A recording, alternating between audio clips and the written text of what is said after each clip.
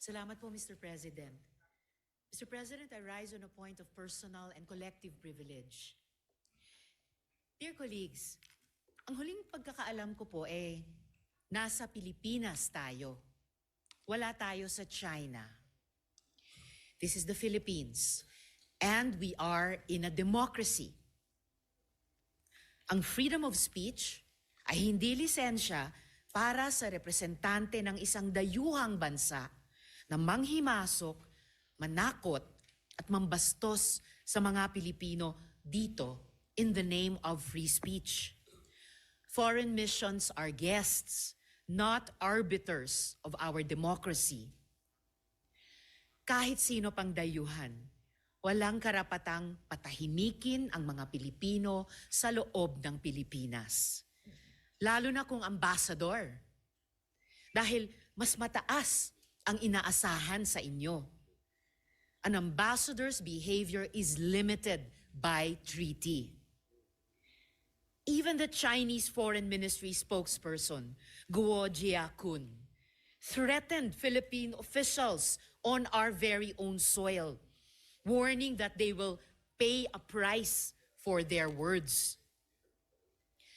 The embassy has clearly violated Article 41 of the Vienna Convention on Diplomatic Relations, which mandates that foreign envoys must not interfere in the internal affairs of their host state.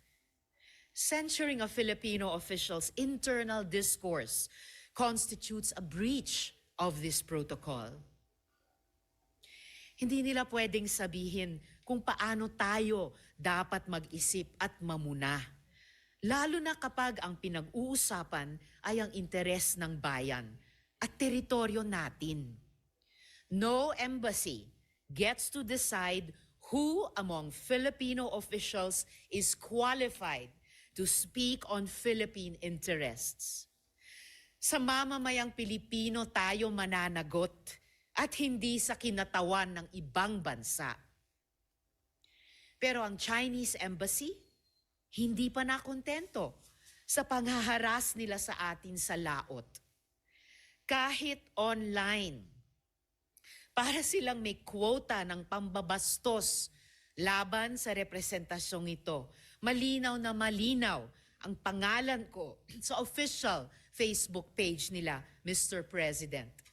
Target rin nila si Commodore J. Tariela, si Senador Kiko Pangilinan, pati ibang Pilipinong hangad lamang ay magsabi ng mga katotohanang nangyayari sa ating karagatan. Makikita nyo po sa PowerPoint ko ang mga oras ng mga post nila patungkol sa akin.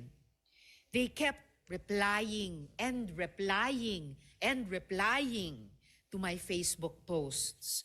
Sunod-sunod na pangiinsulto sa akin at sa ating mga institusyon na para bang may quota. Sa totoo lang, mas marami pa akong media landing sa page ng Chinese Embassy kaysa sa mainstream media. Mapapatanong ka na lang talaga, official page ba ito ng isang embahada o ng isang troll farm? Operation na yan At yang kabit-kabit at coordinated attacks nila, matagal nang babala sa atin ng Armed Forces of the Philippines. Hangad nilang hatiin tayong mga Pilipino at ang hahanay ng militar. Guluhin ang isip ng taong bayan at pahinain ang loob natin sa West Philippine Sea. Kaya Mr. President, dear colleagues, nananawagan ako ng agarang investigasyon sa disinformation network na yan dito sa Pilipinas. Kapag mga sundalo at opisyal natin ang ginugulo, usapin na ito ng national security. Naniniwala ako na walang ganitong kalaking operasyon na para makapag-opinyon lang. Pati mga Pilipinong PR firms at content creators na nagpapadikta at nagpapagamit para ikalat ang mga kasinungalingan ng Chinese government dapat ring managot. Dito sa Senado mismo, umabot at lumutang ang usapin na may Makati-based PR firm na Infinite US. Umamin itong Infinite US na tumanggap sila ng bayad mula sa Chinese Embassy. Dapat masilip ang scope of work ng proyektong yan. Kung imbes na PR, ay umabot na sila sa panghihimasok, sa pagmamaniobra ng opinyon ng mga Pilipino. Panahon na para malaman talaga natin kung sino ang kumikita, sino ang nag-amplify, at sino ang mistulang megaphone ng China dito sa Pilipinas. Kung naaatim nilang magtrabaho laban sa sarili nilang bayan, hindi na diskarte yan. Pagtataksil na yan kay inang bayan. Sa tingin ba nila, tatahimik lang tayo sa panggigipit nila sa West Philippine Sea man o sa internet? Pues, nagkakamali sila. Sila ang nasa tubig natin. Sila ang may water cannon. Sila ang naninilaw gamit laser. Our troops have been injured. A Navy serviceman has lost a finger. Fisherfolk have lost their livelihoods. Our marine environment, our natural wealth has been damaged and destroyed. Our quarrel is not with China or the Chinese people, but with the heavy-handed policies of their government. And now, the Chinese government has the gall to play victim over a cartoon? Come on, Mr. President. Pero pag Pilipinas ang ginawan nila ng cartoon, biglang okay lang ang pangungutya. Kasi sa mga Chinese Communist Party newspapers tulad ng Global Times, ginagawan rin nila ng cartoon ang Pilipinas at mga liderato ng ating bansa. Ganyan yata talaga ang ugali ng mga bully. Malakas mang asar, pero ayaw nilang napupuna. Tariela presenting China's current regime, including its president, as bullies, is not an overstatement. It is a clear and common fact. Instead of taking accountability for their government's actions, the embassy has twisted and turned facts to suit their propaganda. Instead of showing restraint and remorse for escalating tensions, they have doubled down on aggression. As 2026 began, the AFP already monitored a force of 13 Chinese vessels, comprising 3 PLA Navy warships, 6 Coast Guard cutters, and 4 maritime militia boats encircling Scarborough Shoal. As of January 2025-2026, the Armed Forces of the Philippines reported a swarm of 41 Chinese vessels, including Navy warships and maritime militia, actively trailing and harassing Philippine patrols. Their tactical focus has notably shifted from ramming government ships to directing their violence against our fisherfolk, effectively denying access to their traditional fishing grounds. Kaya sa Chinese Embassy, huwag niyong niloloko ang mga sarili ninyo na ang pamumuna ng mga Pilipino ay kung anumang political theater kuno o kung anumang sinubo na naman sa inyo na mga trolls ninyo. Kung naghahanap kayo ng katotohanan, eto, sasabihin ko sa inyo ang totoo. Chinese Embassy, kayo ang problema.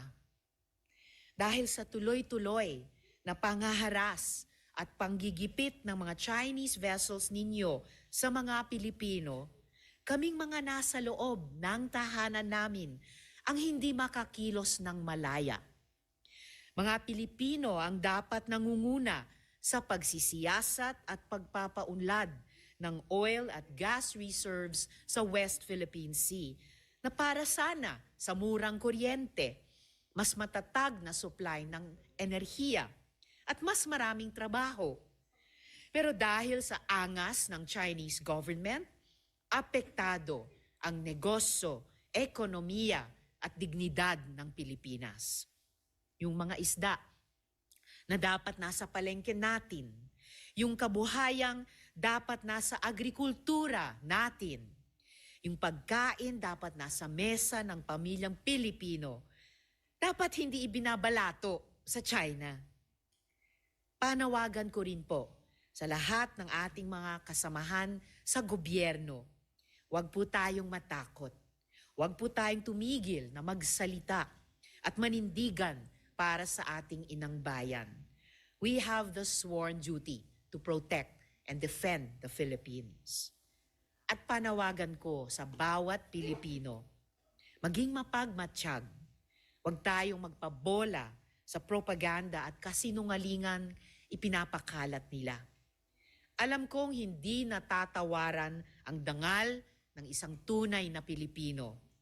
Kaya kapag may nakikita kayong paulit-ulit na script na ang tono ay magparaya na lang tayo sa Chinese government kuno, alam na natin kung ano yan.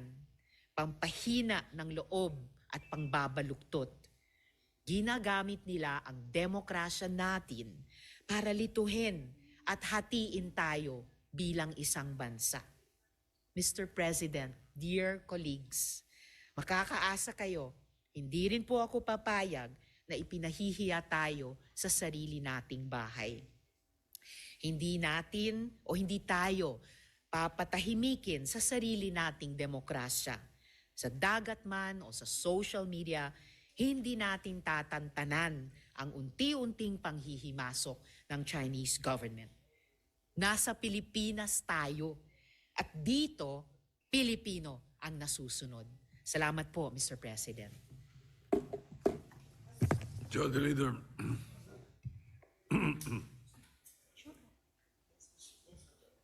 Sen. Marcoleta. Mr. President, our distinguished colleague, Senator Rodante Marcoleta, would like to interpolate a good sponsor. Senator Dante Marcoleta is recognized. Thank you. Maraming salamat, Mr. President. Pwede po bang makapagtanong ng mga ilang katanungan lamang, Your Honor, para po sa ikababatid pa ng ilang mga bagay-bagay patungkol po sa inyong privilege speech. Gladly po, Mr. President, sa Ginoo mula sa Pampanga at Tarlac. Salamat po. Nung nakaraang linggo po, Mr. President, ako po ay inimbitahan ng bagong ambassador ng China doon po sa kanilang embassy na parang residente rin dito sa Makati. Ako naman po ay nagpa-unlock sapagkat ipinadala po nila yung invitation sa akin. Isa po sa napag-usapan namin, Mr. President, ay kung paano po natin talaga magawa ng paraan na mawala po yung pag-iiringan, pag-aawayan at sana ay ma-stabilize po natin, ma-de-escalate po yung nangyayari po sa ngayon sa pagitan ng ating dalawang bansa. Ang sabi ko po sa kanya, Mr. President, ganun din po ang pakay ng aming bansa. Sino naman kako ang papayag naman na sa araw-araw kako na ginawa ng Diyos sa atin ay puro na lang kaguluhan ang nakikita. Hindi magiging pabor sa atin at sa ating mamamayan. Ang sabi po niya sa akin, Mr. President, na ito po ay gusto ko rin ibahagi sa ating Honorable Risa Ontiveros, Senator Ontiveros, ay yung kanilang kagustuhan talaga maisantabi natin, yung dispute ngayon. Ang sabi ko sa kanya, bakit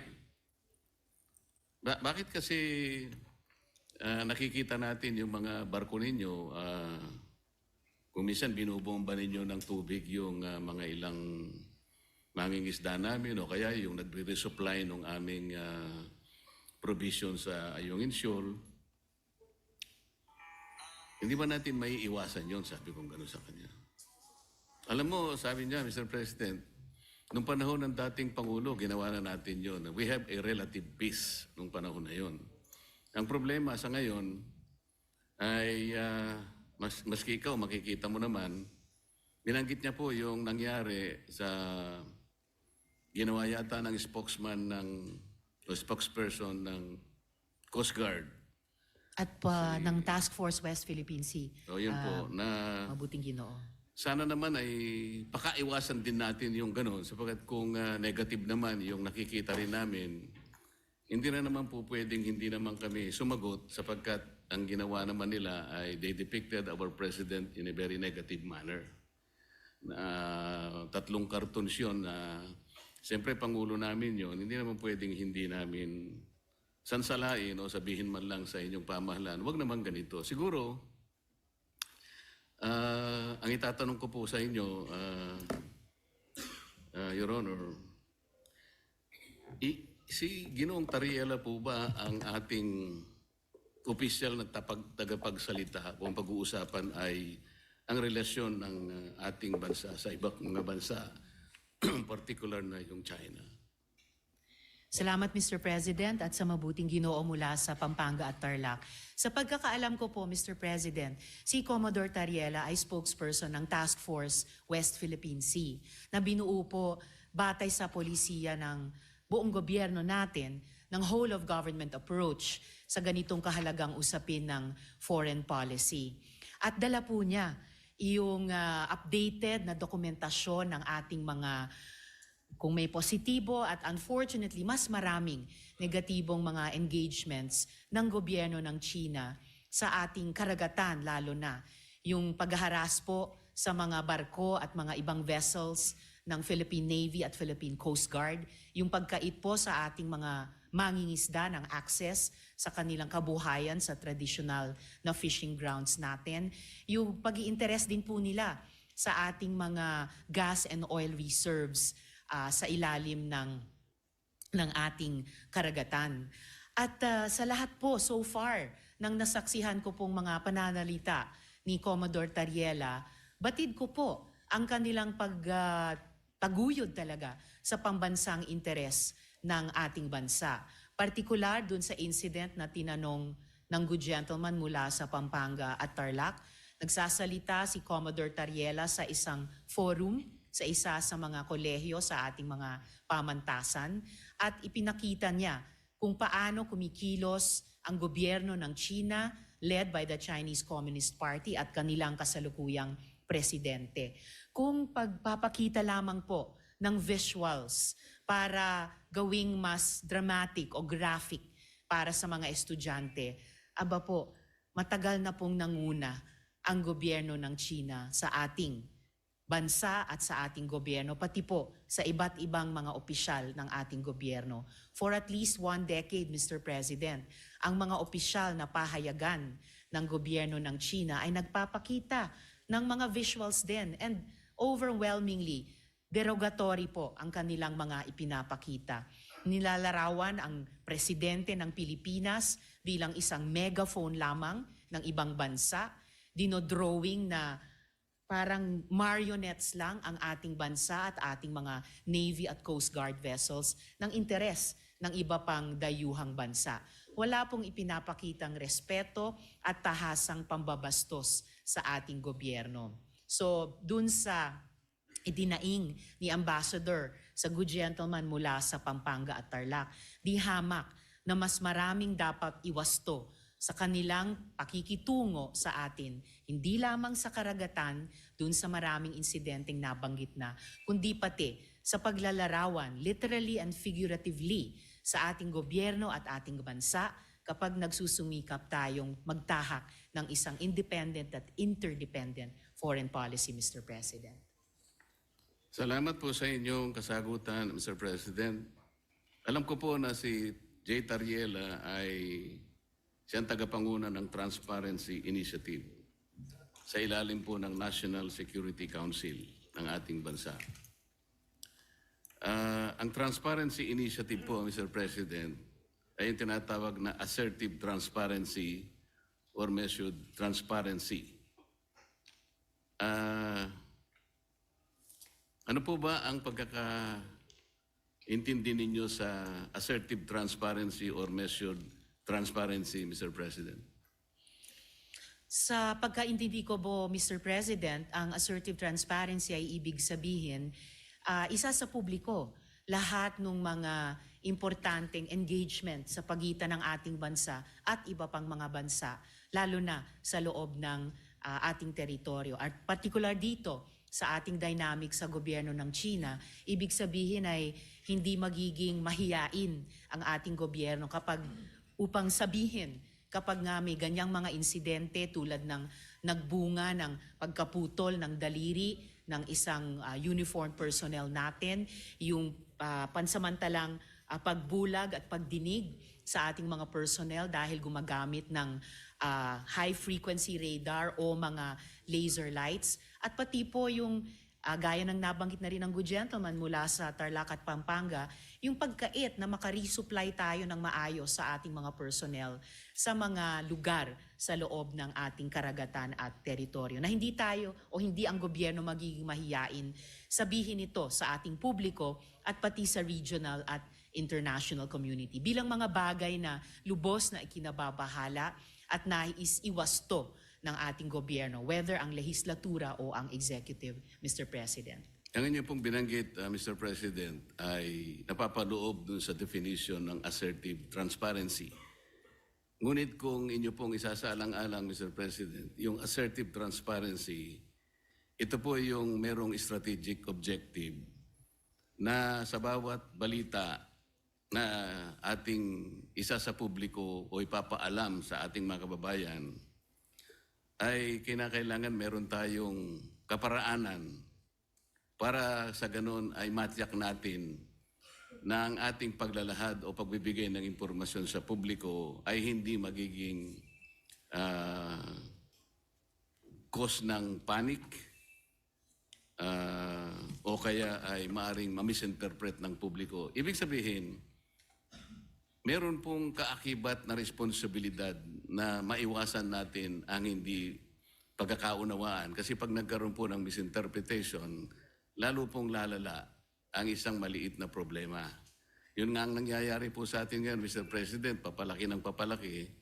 Siguro kung pakakaiwasan pa natin yung mga bagay-bagay, lalong-lalo na sa pagsasalita ni spokesperson Tariela, imbes na po siguro papaliit ang ating problema, baka lalong lumalaki. May kasabihan po kasi tayo, Mr. President, na ang pagkakamali ay hindi may tutuwid ng isa pang pagkakamali. Maaring sabihin natin, may mali ang China. Ngunit, kung halimbawa sa kanyang paghahayag ng mga bagay-bagay na maaring malaman ng publiko tungkol sa mga inaakala nating pagkakamali o ginagawa nilang mali sa West Philippine Sea, siguro yun ay paalam natin sa paraan na hindi tayo makakagawa siguro ng lalo pang mas malaking pagkakamali na katulad po ng ginawa niya. Kailangan po bang gumamit pa siya ng mga cartoon caricatures para ipakita niya ang Pangulo ng China sa isang negative at isang nakakahiyang mga pamamaraan. Alam po ninyo, Mr. President, dito sa ating tinatawag na West Philippine Sea na kinukuwenta nga nila yan, ito'y halos equivalent ng ating exclusive economic zone. Mas marami pa pong features ang Vietnam na okupado kaysa sa China. Meron din pong features na nasa loob ng ating West Philippine Sea na ngayon ay sinakop o occupied ng Malaysia. Tinanong nga ako ng Chinese ambassador, sana man lang o kaya gusto naming mangyari kung paano nyo pinakikitunguhan naman ang Vietnam sapagkat claimant din naman sila, pare-pareho tayong claimant. Sana hindi naman yung paraan na parang kami masyado naman kaming kontrabida. Yung Malaysia, nandun din naman. Pagpupunta rin naman yung barko ninyo doon, tinataboy din naman kayo. Totoo naman po yun, Mr. President. So, sa ganito pong mga sitwasyon, Kaya ko po naitanong kanina, Mr. President, kung si Ginoong Tariela ang pinaka-spokesperson ng ating bansa, kung pinag-uusapan ay foreign relations. Kasi po, ito po, sa sarili po niyang statement, doon sa kanyang panel discussion organized by Strat-based ADR Institute, ganito po yung sinasabi nila, Mr. President. Not every event in the West Philippine Sea is openly released to the public. The info must first go through the Information Working Group. Ito po ay kinabibilangan ng mga sumusunod, Mr. President. DND, AFP, DFA, DOJ, National Security Council, at saka yung PCG, yung Philippine Coast Guard. Ito po yung National Task Force sa West Philippine Sea. Kapag ka po yung IWG, ito po yung, ay na-process na po yung information at nagkaroon ng desisyon na i-release, tsaka lamang po i-release. Ibig sabihin po nito, talagang pinakaiingatan din natin na kahit paano ay makagawa tayo ng diplomatic kings or whatever. Ganun po dapat sana ang magpakaingat sana sila. Lalong-lalo na nga po ay meron na nga tayong problema. Karaniwan po kasi sa mga bansa na merong ganitong disputes. Kagaya po ng sinasaad po ng ating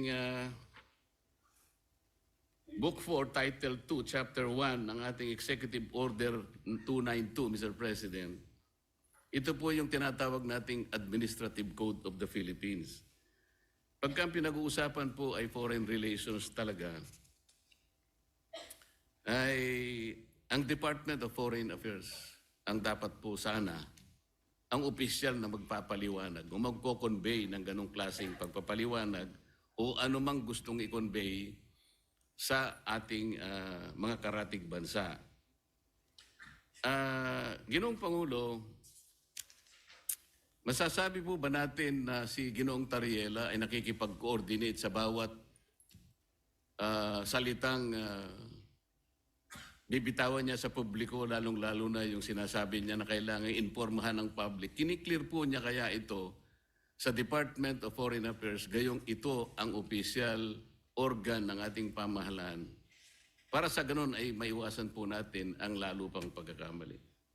Sa tingin ko po, Mr. President, dahil meron tayong pong presumption of regularity, lalo na sa pagitan ng lehislatura at saka ng executive, opo, nananalig ako na nagko-coordinate si Commodore Tariela, nagko-coordinate ang buong National Task Force on the West Philippine Sea sa lahat ng mga departamento na bumubuo at gumagabay sa kanila, lalo na ang Department of Foreign Affairs. At bilang miyembro ng lehislatura, hindi po ako makikialam kung ano ba ang mga dynamics nila or kung maganda ba or hindi maganda ang kanilang working relationship on any one day or the other. Basta para sa akin po, bilang isang mambabatas, meron akong presumption of regularity dun sa pagkilos ng buong National Task Force on the West Philippine Sea, and in this particular case, lalo na kay Commodore Tariela. And i-shift po natin o lakihan po natin yung magnifying glass na meron po tayo ngayon.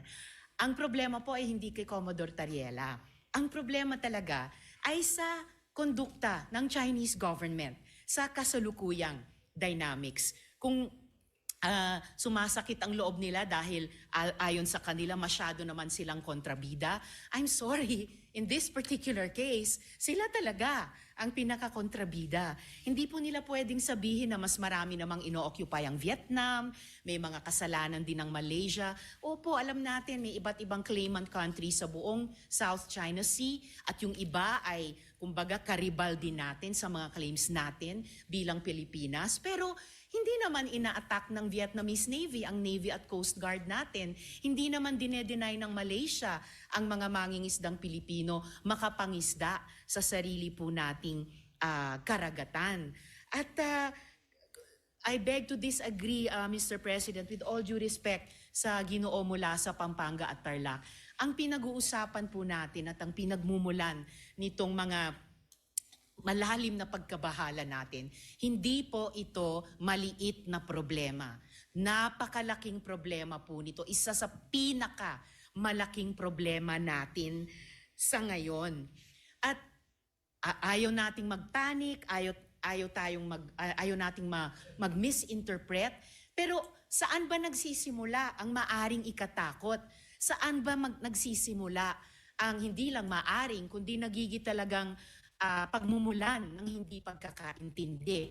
Yun po, in largest part, dahil sa kondukta ng Chinese government laban sa atin, lalo na sa karagatan, at ngayon, gaya po ng nabanggit ko kanina, pati na po sa internet, na kumbaga, sila nga ay nagiging problematic sa atin, gusto man natin pareho na lutasin ito, pero bukod sa ginagawa nila sa atin sa ating laot, sa Navy, Coast Guard, mga mangingisda, sa ating buong sambayanan, gusto pa nila patahimikin kapag may mga pinuno ng gobyerno sa executive man o dito po sa legislature na magrereklamo. Ang tawag ko po dyan, Mr. President, sa ugali ng Chinese government, gaslighting. Sila na nga ang gumagawa ng mali, mamasamain pa nila kapag pinuna ng ating panig, ng ating gobyerno, tayo pa ang may kasalanan at sila pa ngayon ang biktima. Classic gaslighting behavior po yun. Napaka-negative na psychology yan kung sa individual na tao po or kung sa interpersonal na mga relasyon. And dapat huwag gagawin yan, huwag gagamitin yung ganyang cheap tactic nila, lalo na po sa foreign relations. Lalo na kung totoong gusto nilang lutasin natin ng maayos ang hindi maliit, kundi napakalaking problema nito, Mr. President. Mr. President, sa tanong ko po kanina kung ikinukonsulta ni Ginoong Tariela sa DFA ang kanyang mga ginagawa at pagpapahayag sa publiko, at ang sinagot po ay siguro naman po maaari sapagkat yung pong presumption of regularity. Alam po ninyo, nakausap ko ang Secretary of the Department of Foreign Affairs. Hindi po siya nakikipagkonsulta. Sa totoo lang, sa tansya ko po, nung nag-uusap kami, ayaw din po ng DFA yung ginagawa ni Ginoong Tariela. Nahihirapan nga po sila. Yun ang pagkakasabi sa akin. Dahil imbes na makatulong sa kanilang gawain at sa kanilang responsibilidad na panatilihin natin yung gawin ba nating kahit na medyo mahirap. Ang sabi ko nga sa Chinese Ambassador, Mr. President, alam kong mahirap ang kalagayan natin. Pero kung papayag ka na ikaw baka ako naniniwala na pwede tayong magsimula na ang lahat ng isipin natin, lahat ng gawin natin ay mga bagay na pwede nating pagkaintindihan. Pwede tayong magkasundo. Doon tayo mauna. Iyon ba naniniwala ka? Naniniwala po sila, Mr. President. Kapag nagsimula tayo sa mga bagay na pwede nating pagkasunduan, halimbawa, sabi ko, yun na lamang kakong mga isda. Alam ko, kako, ang isda. Walang may-ari niyan. Common yan eh. Yan pwede nating pag-umpisahan sa pamagitan ng traditional fishing rights. Sapagkat yung prinsipyo niyan, sabi kong ganyan, although it is covered by international law, hindi ka ako pinag-uusapan dyan ng teritoryo. Kasi kapag ka ang pag-uusapan, napunta na sa teritoryo, problematic na eh. Pero pag-usapan muna natin ang mga isda.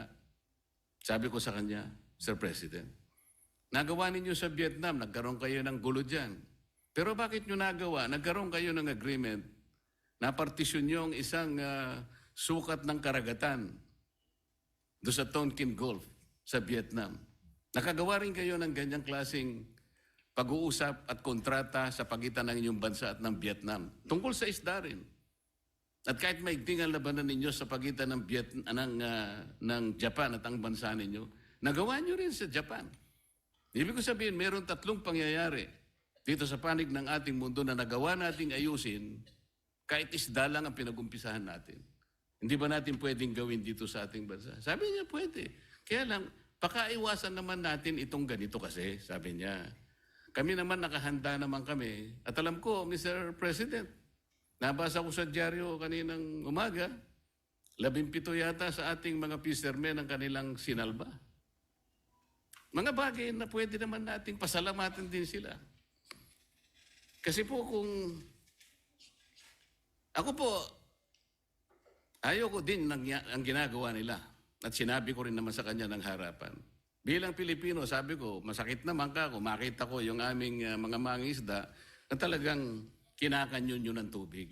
Naintindihan naman namin yon, sabi niya. Kaya ang gusto namin, makagawa tayo ng mapagumpisahan natin.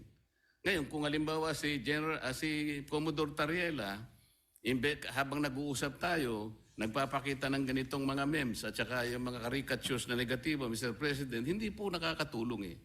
So ano po ba yung ating moving forward? Wala na ba tayong gagawin kundi puro patotsadahan na lang? Hindi po makakabuti sa pagitan ng dalawang bansa natin. Kaya lang naman po ako tumayo para imungkahi ang ilang bagay-bagay sana na makakatulong. Maaring mahirap po sa umpisa. Ang imumungkahi ko nga po sana, Mr. President, kung meron po tayong panahon sa ating mga committee hearings, imbitahan po natin ang Coast Guard, ang Department of Foreign Affairs, at kung sino po ang may kinalaman dito sa West Philippine Sea o kung tawagin po natin ay Exclusive Economic Zone sa pagitan ng napaloob po sa South China Sea.